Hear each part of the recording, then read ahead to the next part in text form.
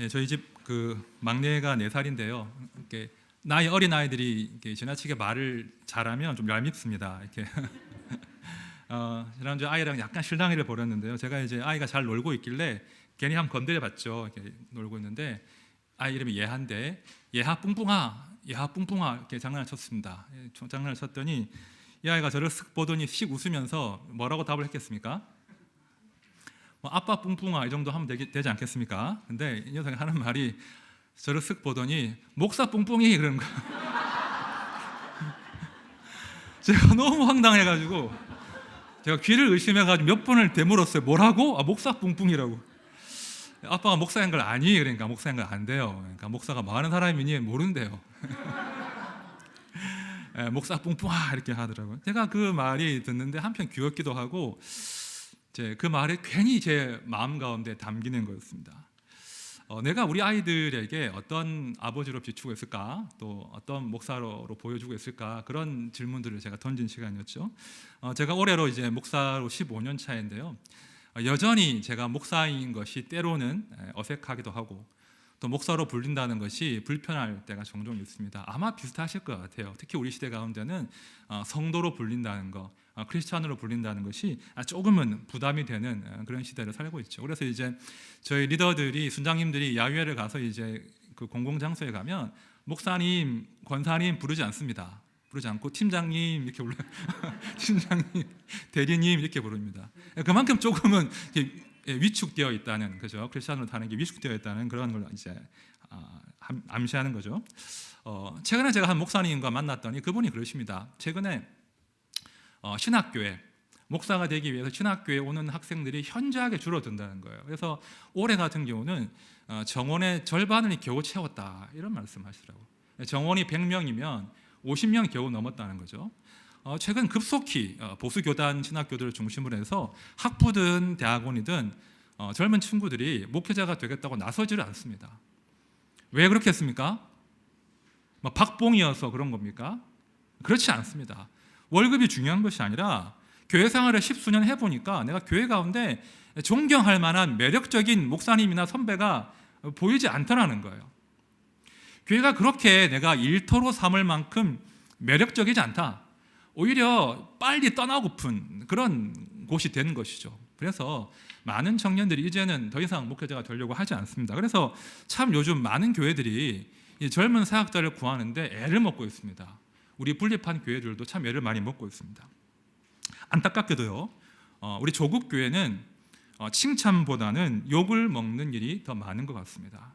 그렇죠? 그래서 이제 그런 욕을 먹는 상황과 더불어서 우리가 믿는 우리 하나님도 사람들이 함부로 말하고 심지어 조롱하는 그런 일도 점점 더 많이 벌어지는 그런 시대를 살고 있다는 것입니다. 오늘 우리가 에스겔서 말씀을 우리가 보려고 하는데요. 에스겔이라는 인물은 우리가 몇 주간 보았던 다니엘과 동일한 시대를 살았던 인물이에요. 동일하게 바벨론 포로기를 통과했던 그런 사람인데, 이 포로로 잡혀와서 바벨론에 거주할 때 그 가운데 말씀이 임하고 하나님의 선지자로 세워졌던 사람이 에스겔입니다. 이 에스겔이 감당한 사명은 크게 두 가지였는데요. 하나는 하나님의 심판을 예언하는 것이었습니다. 아주 가슴 아픈 사명이었죠. 내 조국이 반드시 망할 것이다 라고 외칠 수밖에 없는 사명을 받은 사람이 에스겔이었고요. 다른 한편으로는 그 심판 너머에서, 그 심판이 끝이 아니라 심판 이후에 준비하시는 그 하나님의 미래와 희망이 무엇인지를 선포한 사람이 바로 에스겔이래요. 그러니까 한편으로는 하나님의 심판을 수용하면서 다른 한편으로는 소망을 말한 그런 이중적인 사명을 감당한 사람이 에스겔입니다. 자, 오늘 본문도 마찬가지입니다. 오늘 본문의 구조도 비슷해요. 한편으로는 하나님의 무서운 심판을 이야기하지만 심판에 머물지 않고 그 심판 너머에서 우리 인생들에게 소망을 주시는 하나님의 메시지가 오늘 본문 가운데 담겨 있더라는 겁니다. 제가 오늘 설교를 심판, 소망 두 가지 파트로 한번 준비를 해봤습니다. 먼저 첫 번째 파트, 심판에 대한 이야기입니다. 자, 본문 17절과 18절 말씀을 제가 다시 한번 천천히 읽어보겠습니다. 인자야, 이스라엘 족속이 그들의 고국 땅에 거주할 때에 그들의 행위로 그 땅을 더럽혔나니 나 보기에 그 행위가 월경 중에 있는 여인의 부정함과 같았느니라. 그들이 땅 위에 피를 쏟았으며 우상들로 말미암아 자신들을 더럽혔으므로 내가 분노를 그들 위에 쏟아. 자, 이 대목은요, 이스라엘이 왜 망했는가를 지적하시는 말씀이에요. 그들이 왜 망했습니까? 정치 때문에 망한 것입니까? 경제 때문에 망한 것입니까? 국방력에 문제가 있었습니까? 그렇지 않다는 거예요.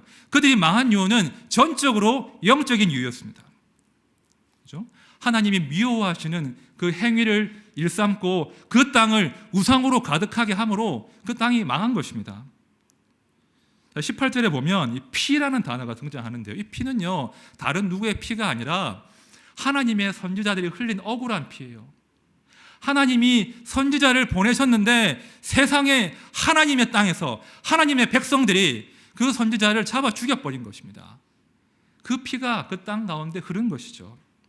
그렇죠? 그렇게 그 땅이 하나님을 멸시하고 우상이 가득함으로 마침내 하나님이 그 땅을 심판하신 것입니다. 정당한 심판입니다. 자, 그런데요, 이 대목에서 아주 안타까운 상황이 함께 벌어지게 됩니다. 우리 19절과 20절 말씀을 우리 같이 한번 읽어봅시다. 시작. 그들을 그 행위대로 심판하여 각국에 흩으며 여러 나라에 해쳤더니 그들이 이른바 그 여러 나라에서 내 거룩한 이름이 그들로 말미암아 더러워졌나니 그 사람들이 그들을 가리켜 이르기를 이들은 여호와의 백성이라도 여호와의 땅에서 떠난 자라 하였습니다. 자, 지금 두 절에 등장하는 그들이 반복되는 단어는 이스라엘 백성들을 의미하는 거예요. 뭐라고 말씀하시는가? 그들이 포로 잡혀 흩어진 그 여러 나라에서 그들 때문에 내 거룩한 이름이 더러워졌다. 이렇게 지금 주님이 말씀하시는 거예요. 무슨 말입니까? 지금 이 사람들은 포로로 잡혀와서 흩어진 것인데 왜 이것이 하나님의 이름의 거룩을 망치는 일이 된 것입니까? 자, 20절 하반절을 다시 보십시오. 곧 사람들이 그들을 가리켜 이르기를 이들은 여호와의 백성이라도 여호와의 땅에서 떠난 자라 하였습니다. 자, 그들이 심판을 당하고 망하고 흩어진 것은 하나님의 정당한 심판이었습니다. 그런데 이 일 때문에 이스라엘의 보호자이신 우리 하나님께서 불명예를, 오명을 뒤집어 쓰신 거예요. 야, 너희 하나님 여호와 힘이 없어가지고 자기 백성도 못 지킨 거 아니냐. 너희 하나님 너무 힘이 없어. 차라리 우리의 신을 믿어라. 이렇게 하나님을 조롱하는 지경이 지금 되었다는 거예요. 여러분, 하나님께서는 자기 백성들의 그 죄를 다루시기 위해서 지금 스스로 무능한 신이 되시고 수치의 자리에 내려가신 겁니다. 그럼 이것이요, 구약에서 반복되는 하나님의 슬픔이에요. 구약을 관통하는 하나님의 슬픔이라는 거예요. 자기 백성들의 죄를 다루기 위해서 어쩔 수 없이 그들에게 매를 드시고 그들을 심판하시는 하나님의 슬픔, 또 자기 백성들의 죄악 때문에 하나님의 이름이 수치를 당하고 조롱을 당하셔야만 하는 이 슬픔, 이것이요 구약을 관통하는 주제 중에 하나입니다. 안타까운 것은 이 슬픔이 지금 우리 시대에도 여전히 재현되고 있다는 겁니다. 제가 목회자로 살면서 챙겨서 이제 모아두는 데이터들이 있는데요. 이런 데이터 한 번씩 나오지 않습니까? 한국교회 신뢰도 조사, 그죠? 교회가 얼마나 신뢰받고 있는가 그런 조사들을 많이 하는데요. 올 4월에 한번 발표가 됐는데 기독교에 대한 대국민 이미지 조사 결과를 발표했는데요. 결과를 보니까 한국교회 신뢰도가 18.1%라고 합니다. 그러니까 이것은 전체 크리스찬들을 다 모아서 함께 이제 조사를 한 것인데 10명 중에 2명도 채 안 되는 숫자만 신뢰를 한다는 거예요. 2년 전의 수치는 31.8%였습니다. 2년 사이에 뚝 떨어진 거죠. 그리고 비기독교인들 가운데서는 고작 8.8%만 교회를 신뢰한다고 합니다. 자, 제가 주목하고자 하는 데이터는 이겁니다.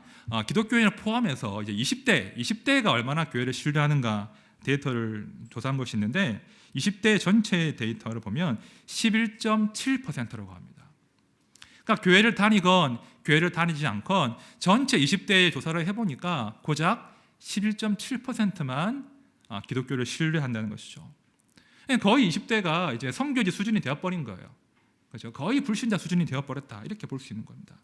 많이 불편하죠. 많이 불편합니다. 우리 이웃들은 분명히 교회를 또 목회자를 성도들을 신뢰하지 않습니다. 정말로 제 막내가 말한 것처럼 목사 뿡뿡이 시대가 되어버린 거예요. 목사 뽕필이라고 함부로 말할 수 있는 그런 처참한 상태가 된 겁니다. 사실은 억울한 면도 있죠. 오해도 많이 있습니다. 하지만 우리 교회가, 우리 목회자들이 우리 이웃들에게 또 자녀들에게 신뢰를 잃고 있다는 그 진실만큼은 사실이라는 거예요. 변함이 없다는 거예요. 자, 그런데 이런 현상은 한국 교회만의 문제는 아닌 것 같습니다. 제가 공부를 할 때 우리 교수님께서 영상을 하나 보여주셨는데요. 미국 교회가 만든 영상인 것 같아요. 영상을 보시면 그럼 미국 사회에서의 어떤 기독교에 대한 이미지를 보실 수 있는데요. 제가 설명을 드리고 영상을 좀 틀어드리겠습니다. 미국 사람들은 이제 인터넷 검색을 할 때 구글링을 해요. 구글이라고 하는 사이트를 이용하는데 이 구글 할 때는 자동 그 완성 기능이 있습니다. 그래서 단어의 첫 글자를 치면 단어가 완성되는 그런 기능이 있는데 이것이 그냥 무작위로 되는 것이 아니라 평소에 사람들이 많이 검색한 결과들을 반영해서 자동 완성이 된다. 이런 것들을 배경 삼아서 이제 이해하시고 한번 영상을 같이 보도록 하겠습니다. 실제로 이제 구글링 검색하는 내용을 영상으로 만든 것인데요. 불편하지만 이게 엄연한 현실이라는 겁니다. 여러분, 교회는 당연히 세상으로부터 미움을 당합니다. 그죠? 복음의 진리를 수호하기 위해서 복음의 진리 때문에 때로 오해를 받고 조롱을 당하고 핍박을 당하기도 해요. 하지만 그런 핍박은 영광스러운 것입니다. 그런데 그런 진리와 상관없이 우리의 부적절한 행위와 언사와 성품 때문에 하나님의 이름이 욕을 먹고 하나님을 증오하는 사람들이 생길 수 있다는 겁니다. 굉장히 두렵지만 자신을 돌아볼 수밖에 없는 그런 화두인 것이죠. 우리는 아프지만 한 번씩 질문을 해보셔야 됩니다. 혹시 나 때문에 그런 일이 생기진 않았는가? 제가 이제 철학과를 다녔는데 철학과 교수님 중에 독일 철학을 이제 가르치는 분이셨는데 하이데거, 니체 이런 분을 참 좋아하는 그런 교수님이셨습니다. 근데 이제 이분께서 제가 그분을 처음 만난 게 3학년 때였는데 처음에 강의하실 때는 굉장히 기독교에 적대적이셨어요. 그래서 수업 시간에 조금만 빌미가 생기면 기독교를 디스하는, 굉장히 이제 기독교 하나님을 이제 조롱하고 디스하는 그런 말씀들을 많이 하셨는데 제가 그분과 이제 이런저런 이유로 이제 친해지게 되고 교제를 많이 하게 됐는데 한 번은 우연히 길을 가다가 마주친 거예요. 같은 길로 가게 돼서 길을 갔는데 이제 그분이 저한테 실토를 하시는 거예요. 사실은 본인의 누님이 크리스찬이시래요. 누님이 크리스찬이시고 심지어 광신도이시고 심지어 기도원 원장님이시래요. 그런데 자기는 기독교를 좋아할 수 없다라고 하셨는데 왜 그렇습니까? 여쭤보니까 자기 누님이 그렇게 열렬히 예수님을 믿는데 교회를 다니는데 형제들을 돌아보지 않는다는 거예요. 형제들을 돌아보지 않고 부모님을 돌아보지 않는다는 거예요. 그러니까 누님을 이해할 수 없다. 누님이 믿는 하나님이 진짜 하나님이고 사랑의 하나님 맞냐? 이러면서 나는 그래서 기독교를 좋아하지 않는다네. 이렇게 말씀을 하시는데 할 말이 없더라고요. 이것이 엄연한 현실이라는 겁니다. 굉장히 불편하게 우리가 직면해야 되겠지만 혹시 나 때문에 우리 직장 동료들이나 우리 형제 자매들이나 친지들이나 이웃들이나 혹시 우리 아들, 딸들이 하나님을 함부로 말하거나 하나님을 심지어 증오까지 하는 그런 지경이 될 수 있다는 겁니다. 그것이 모든 크리스찬이 안고 있는 우리 시대의 아픔이죠. 사실 이런 지점까지 오면 굉장히 마음이 무겁지 않습니까? 마음이 무겁고 저부터도 이제 죄책감이 생기기도 하고 무력해지기도 하는데요. 자, 그런데요, 바로 이 지점에서 우리 하나님이 준비하신 소망이 있다는 거예요. 우리 하나님은 우리 성도들이 그런 죄책감 가운데 머물기를 기뻐하지 않으신다는 거예요. 무엇보다 우리 하나님은 당신의 이름을 아끼시기 때문에 당신의 이름이 조롱당하는 그 상태로 방치하지 않으신다는 거예요. 이 상황을 역전시키신다는 거예요. 자, 그것이 오늘 본문의 두 번째 파트가 되겠습니다. 우리에게 소망을 보여주신다는 거예요. 자, 오늘 본문에는요, 심판에 관한 이야기만 있는 것이 아니라 그 심판 너머에서 하나님이 준비하신 미래와 희망이 무엇인지를 보여주시고 반드시 그 미래의 희망을 성취할 것이라는 하나님의 의지가 강렬하게 이 본문 가운데 담겨 있더라는 겁니다. 23절 말씀을 제가 읽겠습니다. 여러 나라 가운데에서 더럽혀진 이름 곧 너희가 그들 가운데에서 더럽힌 나의 큰 이름을 내가 거룩하게 할지라. 내가 그들의 눈 앞에서 너희로 말미암아 나의 거룩함을 나타내리니 내가 여호와인 줄 여러 나라 사람이 알리라. 주 여호와의 말씀이라. 아멘. 지금 하나님의 말씀이 뭐예요? 여러 사람들의 눈앞에서 나를 조롱하고 나를 업신여기던 그 여러 사람들의 눈앞에서 너희로 말미암아, 너희들로 말미암아 나의 거룩함과 존귀함을 나타낼 것이다. 하나님이 약속하시는 거예요. 하나님의 의지입니다. 그렇죠? 하나님의 이름에 먹칠이나 하던 우리가 그런 시시한 존재로 머물기를 원하지 않으시고 우리를 존귀한 자로 사용하셔서 너희 때문에, 너희 존재 때문에 내가 살아있음을 이 땅이 알도록 하겠다. 그것이 오늘 본문 가운데 담겨있는 하나님의 약속이에요. 하나님의 의지입니다. 자, 그런데요, 이게 하나님의 의지가 대단하신데 살짝 부담도 됩니다. 내가요? 내가 그 일을 감당할 수 있을까요? 나를 통해서 하나님의 존귀하심이 드러난다고 어떻게 가능할까요? 이런 의심이 스스로에게 싹 트실 거예요. 그런 의심이 생기셔야 돼요. 왜죠? 우리 힘으로 할 수 없기 때문입니다. 그렇죠? 이 23절의 이 말씀은 우리 힘으로 성취할 수 있는 말씀이 아니라는 거예요. 그리고 우리 하나님도 우리의 수준을 충분히 알고 계십니다. 우리한테 맡길 수 없음을 하나님이 아신다는 거예요. 그래서 우리 하나님께서 직접 하겠다고 하시는 거예요. 자, 25절부터 27절까지 말씀 우리 다 함께 읽어보겠습니다. 시작. 맑은 물을 너희에게 뿌려서 너희로 정결하게 하되 곧 너희 모든 더러운 것에서와 모든 우상 숭배에서 너희를 정결하게 할 것이며 또 새 영을 너희 속에 두고 새 마음을 너희에게 주되 너희 육신에서 굳은 마음을 제거하고 부드러운 마음을 줄 것이며 또 내 영을 너희 속에 두어 너희로 내 율례를 행하게 하리니 너희가 내 규례를 지켜 행할지라. 자, 지금 세 절을 읽었는데요. 이 세 절 전체의 주어는 바로 나 여호와 하나님이세요. 우리 힘으로는 우리의 죄를 사할 수 없음을 하나님이 아시기 때문에 나 여호와가 맑은 물을 뿌려서 너희를 정결하게 할 것이다. 너희들의 힘으로 의지로 선한 일을 할 수 없음을, 선한 의지를 발휘할 수 없음을 내가 알기 때문에 나 여호와가 너희들의 굳은 마음을 제거하고 그 굳은 마음 대신에 부드러운 마음, 내 영, 내 마음, 내 심장을 너희 심장 가운데 이식할 것이다. 그것이 하나님의 약속이에요. 그렇게 될 때 너희 심령이 새로운 마음으로 바뀌어서 하나님의 심장으로 이식될 때 비로소 그때 너희가 하나님의 사람이 되어서 하나님의 일을 할 것이다. 이것이 하나님의 위대한 선언인 겁니다. 우리 힘으로 하는 것이 아니라 내가 할 것이고 내 영을 너희에게 부어주겠다. 이것이 하나님의 약속이었죠. 자, 그렇다면 이 약속이, 이 말씀이 언제 성취가 됩니까? 누구를 통해서 이 말씀이 성취가 되죠? 예수 그리스도. 그렇죠? 말씀을 들어보십시오. 요한복음 3장 말씀이에요. 예수께서 대답하시되 진실로 진실로 내게 이르노니 사람이 물과 성령으로 나지 아니하면 하나님의 나라에 들어갈 수 없느니라. 유명한 말씀이죠. 니고데모에게 하신 말씀인데요. 이 에스겔에 나왔던 그 물과 성령 다시 등장했죠. 물과 성령으로 나야 하나님 나라에 갈 수 있다. 이 말씀하셨는데 이 니고데모도 이해를 하지 못했어요. 도대체 물과 성령으로 난다는 게 뭐냐? 물과 성령으로 새로 태어난다는 게 뭐냐? 몰랐는데요. 우리 예수님께서 이 말씀을 자신의 죽음으로 이 말씀을 설명하시고 성취하셨다는 거예요. 잘 들어보십시오. 우리 주님께서 십자가 위에서 자신의 물과 피를 다 쏟으심으로 그 물과 피가 우리를 모든 더러움에서 정결하게 한 것입니다. 다른 무엇이 아니라 그 쏟으신 물과 피가 우리를 정결하게 하신 거예요. 그리고 부활하신 예수님께서 당신의 영, 당신의 성령을 우리에게 나누어 주심으로 이제 우리는 우리의 굳은 마음이 아니라 하나님의 영, 하나님의 마음, 하나님의 심장으로 살 수 있는 하나님의 백성이 되었다는 것입니다.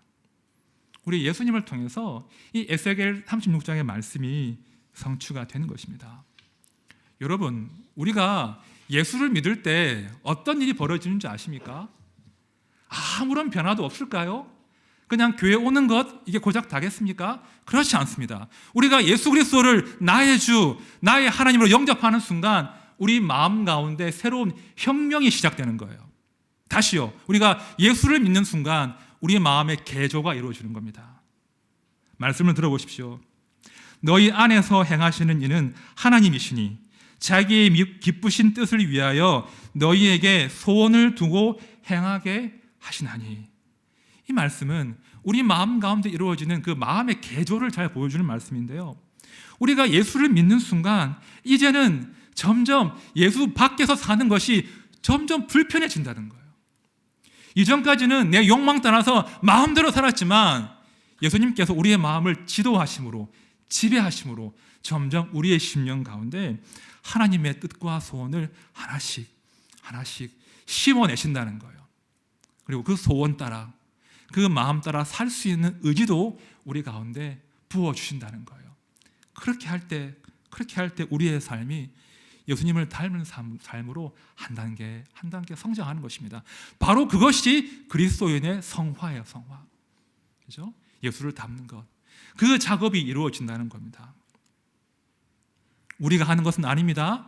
우리 힘으로 할 수 없습니다. 우리가 할 수 있다면 예수님이 오실 리가 없잖아요. 우리가 할 수 있다면 예수님이 죽으실 리도 없고, 우리가 할 수 있다면 우리에게 성령을 주실 리도 없습니다. 우리가 할 수 없음을 아시기 때문에 우리 주님이 오셔서 우리 대신 죽으심으로 우리를 정결하게 하시고 우리에게 당신의 영을 나누어 주신 거예요. 여러분, 부활하신 예수님이 오셔서 하신 말씀을 들어보십시오. 이 말씀을 하시고 그들을 향하여 숨을 내쉬며 이르시되 성령을 받으라. 성령을 받으라. 이 부흥사들이 하는 말이 아니에요. 성령 받으십시오. 이게 아니라 우리 주님께서 당신의 백성들을 향해서 이제 나의 영을 받으라. 당신의 영을 선물로 주신다는 거예요. 주신 분이 계신데 왜 안 받으려고 하십니까? 성도들은 마땅히 성령을 구하며 사셔야 합니다. 하나님, 이 말씀처럼 당신이 주시는 이 성령이 제 심령 가운데 부어지기를 소망합니다. 더 이상 내 욕심과 내 의지가 내 삶을 지배하는 것이 아니라 당신의 영이, 성령께서 나의 마음이 되고 나의 심장이 되어서 내 삶을 이끌어가기를 소원합니다. 내 심령 가운데 새로운 하나님의 열심을 창조해 주십시오. 이것이 마땅한 성도의 기도여야 한다는 것이죠. 요한복음 말씀 보십시오. 보혜사 곧 아버지께서 내 이름으로 보내실 성령, 그가 너희에게 모든 것을 가르치고 내가 너희에게 말한 모든 것을 생각나게 하시리라. 그렇죠? 성령이 오셔서 우리 안에서 예수께서 말씀하신 것들을 이해하게 하시고 해석하게 하시고 그 예수의 말씀이 우리의 영을 빚어가게 하신다는 거예요. 이것이 성령 충만입니다. 우리의 심령이 예수의 말씀으로, 예수의 영으로 새로워지는 것, 우리가 예수의 심장을 가지는 것, 이것이 성령 충만이에요. 예언을 하고 사람을 치료하고, 그렇죠? 기적을 베풀고 방언을 하는 것이 성령 충만이 아니라 예수의 심장으로 사는 것이 성령 충만입니다. 그렇게 우리가 예수의 심장을 이식받아서 예수의 영으로 살 때 비로소 그 사람을 통해서 여호와의 이름이, 그 거룩한 이름이 이 땅 가운데 드러난다는 것입니다. 우리는 실패했습니다. 우리는 소망이 없습니다. 하지만 하나님께서 우리에게 당신의 심장을 이식하심으로, 당신의 영을 부어주심으로 이제 우리는 하나님의 거룩하심을 감히 나타낼 수 있는 그런 존재로 살아가는 것입니다. 이것이 오늘 본문 말씀이 보여주고 있는 우리의 희망입니다. 제가 이 대목까지만 설교문을 작성했습니다.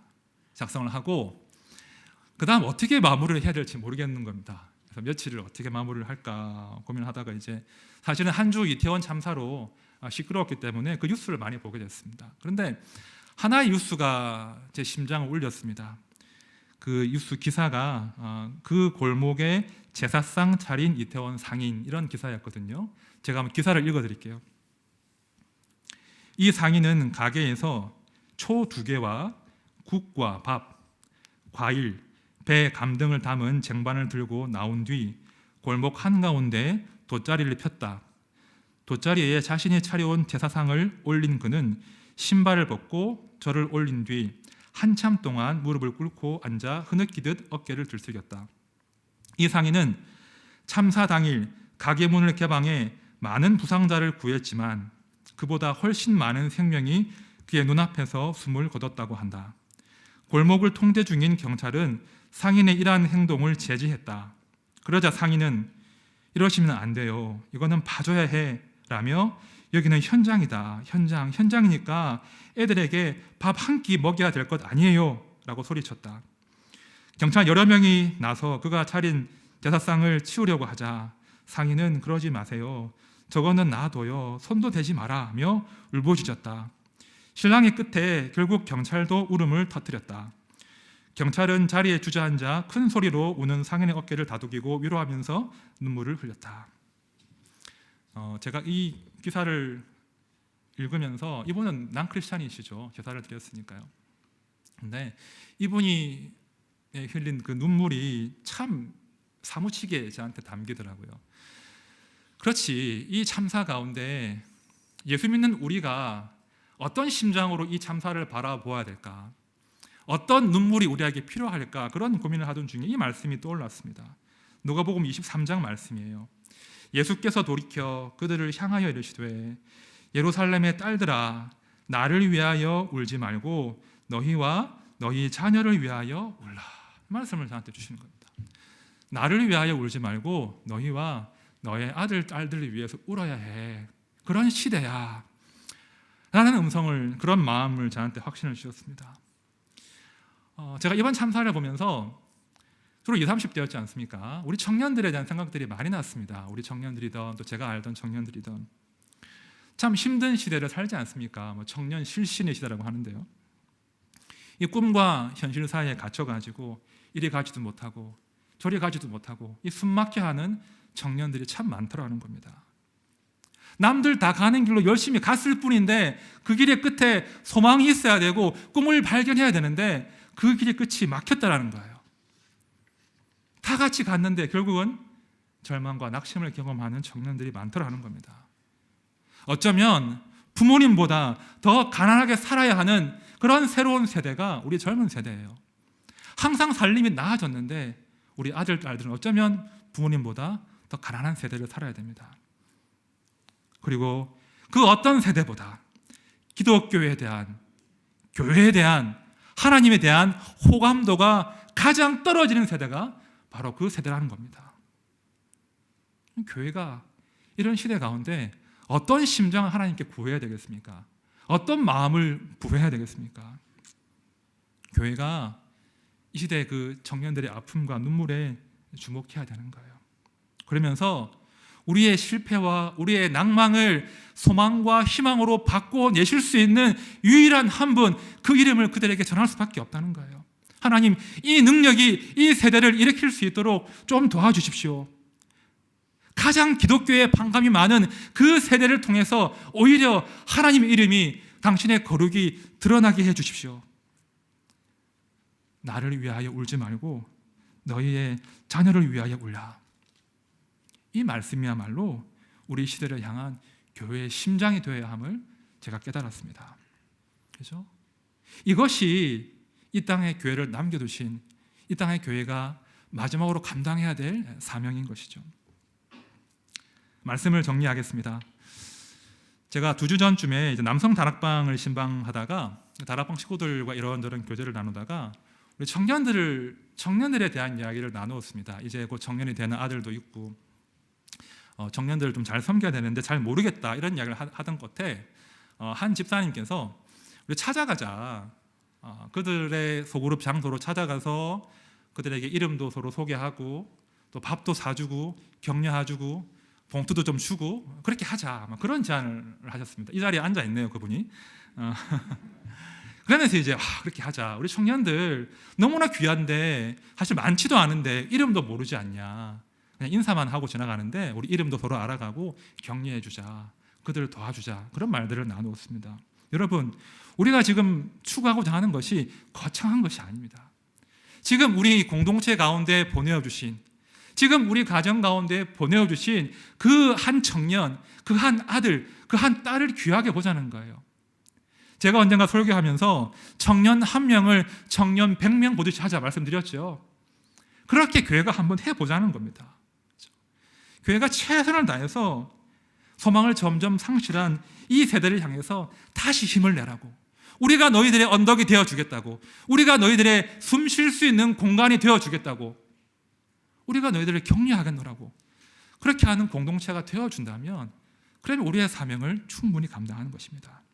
그래서 나는 교회를 신뢰하지 않습니다, 나는 하나님을 미워합니다 하는 그 청년들과 우리 아들, 딸들의 입술을 통해서 하나님 살아계십니다, 그런 고백을 듣는 그런 꿈을 우리 공동체가 함께 꾸어야 한다는 것입니다. 우리가 쉽게 청년들을 포기하거나 쉽게 판단하거나 쉽게 기대를 저버리지 말고 기도합시다. 그리고 기대합시다. 하나님, 이들을 통해서 하나님의 거룩하심이 이 땅 가운데 드러나게 해주십시오. 이 청년들이 예수의 심장으로 이 험한 시절을 넉넉하게 통과할 수 있도록 도와주십시오. 이 일 가운데, 그렇죠? 이 일 가운데, 이 기도 가운데, 이 사랑 가운데 우리 모든 공동체가 함께 기도하면서, 그렇죠?